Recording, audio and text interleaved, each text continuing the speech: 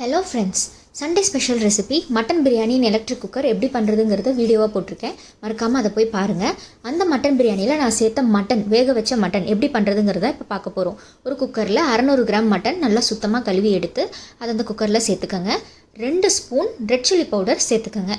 2 spoon தனியாத்தூள், coriander powder சேர்த்துக்கோங்க. கல்லுப்பு தேவையான அளவு சேர்த்துக்கோங்க. அப்புறமா எண்ணெய் வந்து ஒரு கரண்டி சேர்த்துக்கோங்க. இந்த மட்டன் வேகணும் இல்லையா, அதுக்கு தண்ணி 1.25 டம்ளர் தண்ணி சேர்த்துட்டு நல்லா அந்த மசாலா பைண்டர் அளவுக்கு தண்ணியோட மிக்ஸர் அளவுக்கு கலந்துக்கோங்க. கலந்துட்டு இப்போ என்ன பண்ண போகிறோம், மூடி போட்டு குக்கரை மூடிட்டு ஒரு 5லிருந்து 6 விசில் நல்லா விட்டு எடுத்துருங்க. மட்டன் நல்லா பஞ்சு மாதிரி சாஃப்டாக வெந்திருக்கும். அவ்வளோதாங்க, இதுதாங்க பேஸு. இதை தான் நான் வந்து அந்த வீடியோவில் போட்டிருக்கேன் பிரியாணியில். ஸோ அந்த வீடியோவை போய் பார்த்துட்டு எப்படி இருக்குன்னு நீங்களும் ட்ரை பண்ணி பார்த்துட்டு சொல்லுங்கள். Enjoy!